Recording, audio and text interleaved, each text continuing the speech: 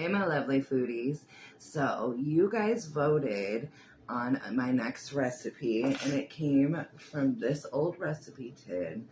I got this recipe tin a long time ago, and I have not cooked one single recipe out of it.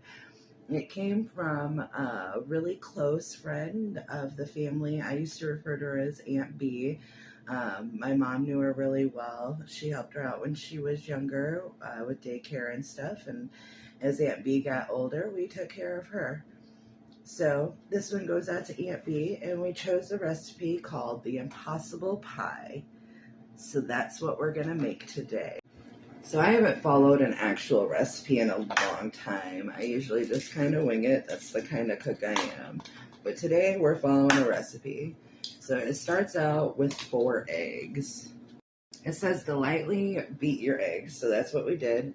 And then 1 cup of sugar. In this recipe at the end, it does say mix as listed. So that's exactly what I'm doing. So just mixing in my 1 cup of sugar into my eggs. Now it calls for 2 cups of milk and a half a cup of Bisquick. Mix that together before I put it into the bowl.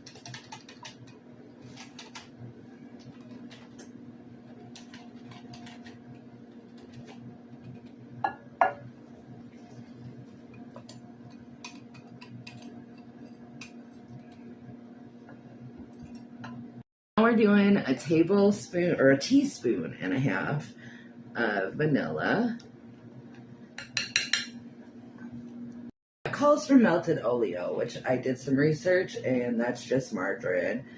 I did melt it in my pan that I'm about to bake this in.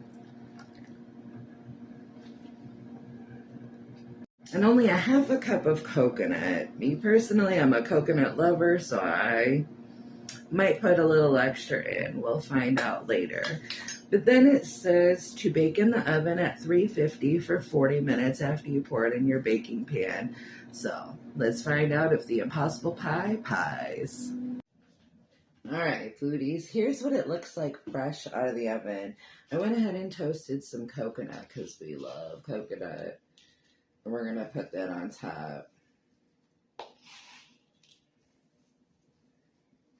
I think we have to let it cool down. It doesn't say in the instructions. All it says is it makes its own crust. So I'm going to show a little close-up of that here in a second and show you what it's talking about, because it did actually make its own crust. If you look, you can see the bottom layer, and then there's actually a second layer right there. It actually does make its own crust.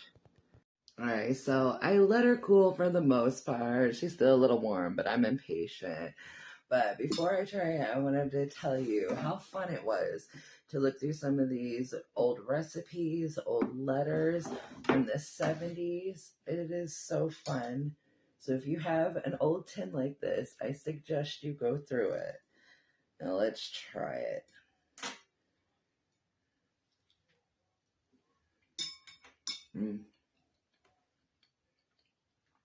It's sweet, it's coconutty, creamy, super delicious, would recommend.